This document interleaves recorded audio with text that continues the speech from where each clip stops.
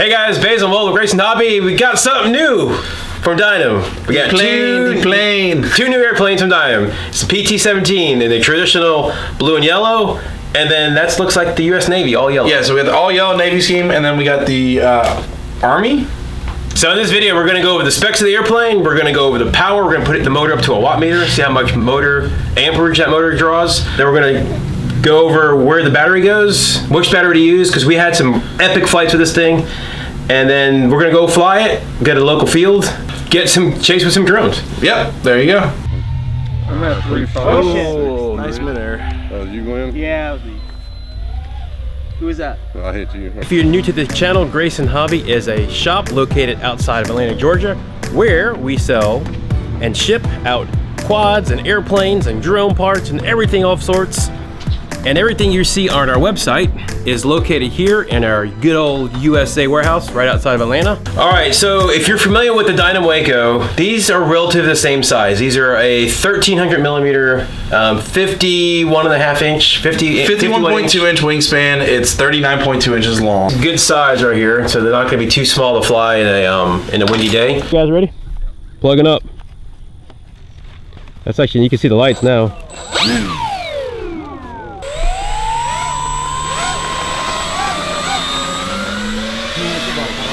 Ooh.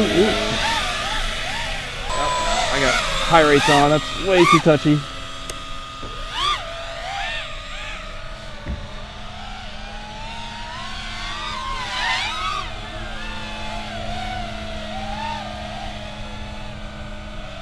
I'm literally flying behind Basil's back here.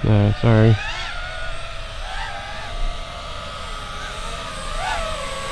God, I haven't flown so long. So it must fly good, Will, if you're inverted on your maiden flight. Or you're just that awesome. Now or never. Why or not? you're just that awesome. No, I haven't flown in forever. I'm playing. Servos, you got 4 servos. You got 2 17 grams and 2 9 grams. So not a ton of servos in this thing. It's not overloaded with electronics. It's just your traditional style plane. It's lower aileron servos only. No top ailerons. Yes. So if you're familiar with the Waco had moving ailerons on top. Yeah, with a link from top to bottom. So there's less parts on this to mess up, break, etc. The Waco had a pretty good aileron roll.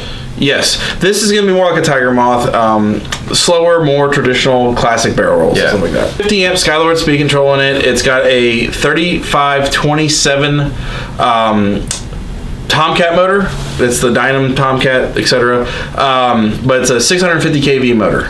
Yep. And my favorite is we flew this right at around dusk, and these LED lights, you can see them pretty far away. Unlike prior Dynams and all that in the past where everyone hated the LEDs were so dim. Because they weren't even hooked up. They weren't even hooked up for a while. They just had bare wires.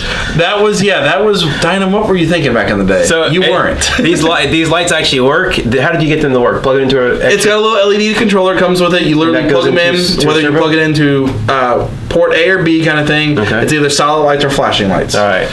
Dynam likes to always underrate their batteries, meaning that they always say you need a 2200 4S, but after we fly, you almost need a 3500. This one actually called for a 2600. On the box even says it. That was the right battery to use, was a 2600 4-cell. Right. And you used a Longbow 2600? Yeah, 2600 4-cell, 35C. As long as it's at least 25C, the batteries came down pretty cool and all that. It wasn't like it was overstressing it too much.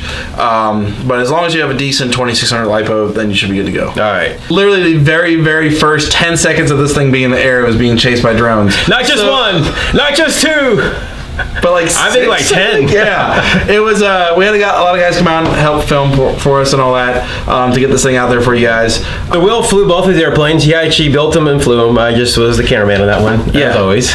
I got to fly it. How did it fly? And actually, after he got the first one dialed in, he called his brother. His brother came and would not give up the race. Yeah, my brother ended up taking the planes to fly and continue flying all my batteries out. So I was like, okay, cool. I'll watch my brother fly. So he really enjoyed it. Yes. Right over the wing. It was right over the wing. It made the thing buff it a little bit. Alright, we're gonna land it on the next pass. Alright, so yeah. How long is the timer you set for this guy? I haven't been flying full throttle, but... Okay. What, 5 minutes we said, Will? I set 5 minutes on it. Full throttle, 5 minutes.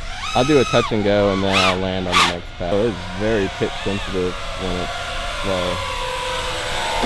No, land it now.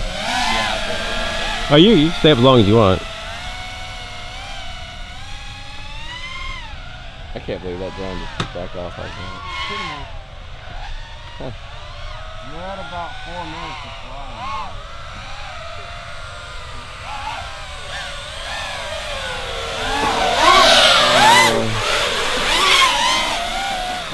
Doo-doo landing. Good landing, all 7 of them, Mike. I'm gonna take back off just so I can do that again. Oh, hold on. Why don't you put in the lyrics?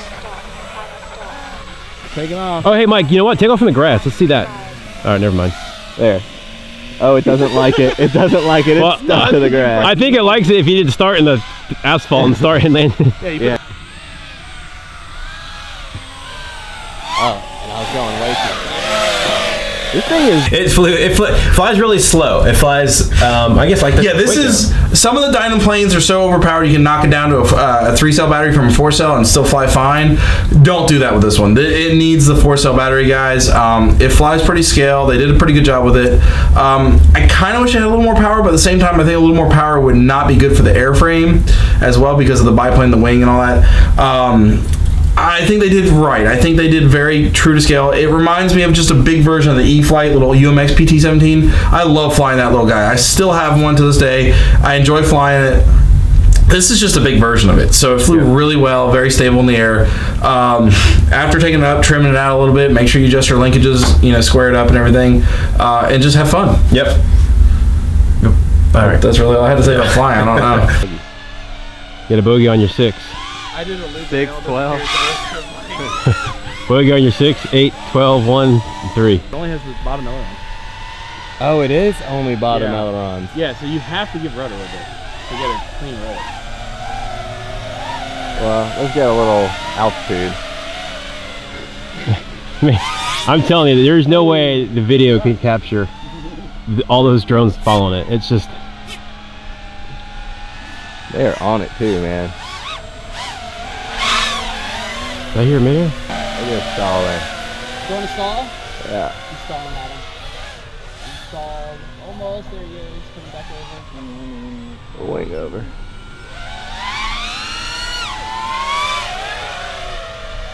Yeah, this is not really meant to be aerobatic, but it flies well if you're just flying around. All right, so the one thing I liked about this Dynam plane, this is one of the first Dynams I've seen with an actual spring-loaded hatch.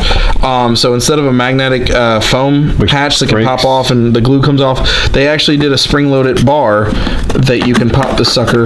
Welcome to 2020. Oh, yeah. Inside you'll see the two 17-gram servos, push rods with set screws to lock them down. This is the light controller here. This is not included, but this is just a receiver I had laying around. And then you can see the XT60 connector. The battery goes in here. So to give you guys a reference of where I mounted the battery, it went in here and stopped about right there. That was a 2600 longbow. Yeah. So your mileage will vary depending on, just make sure you check your CG and all that, but that worked for us. But at the end of the day, check your CG before you fly.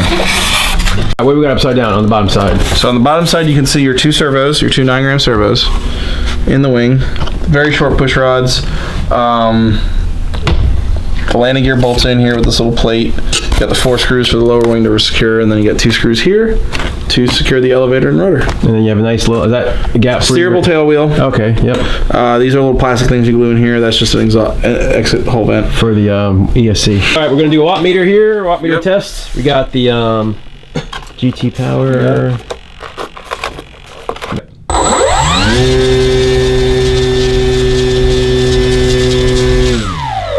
I don't know what I saw. It should say the peak in a second. 443 peak watts. What was our peak amps? 29. 29? Did I say 29? I think so. 29 amps, yeah. Okay, so the 50 So amp. about 30 amps. 30 amps on the 50 amp ESC. It's literally a 450 watts of power on a 4.5 pound plane. That's 100 watts per pound. That's exactly what you want for an airframe like this. Yep. If you On want a trainer. Yeah, I mean it's an aerobatic. It'll give you aerobatic performance without being a hot rod, without being sluggish. So that's 100 watts per pound is a great rule of thumb. Yeah, for this. it's exactly what they should have done. I would have got a little higher, but that's not me. Yeah, I would prefer a little more power. I like to have the power, but I know how to fly. I'm a good flyer.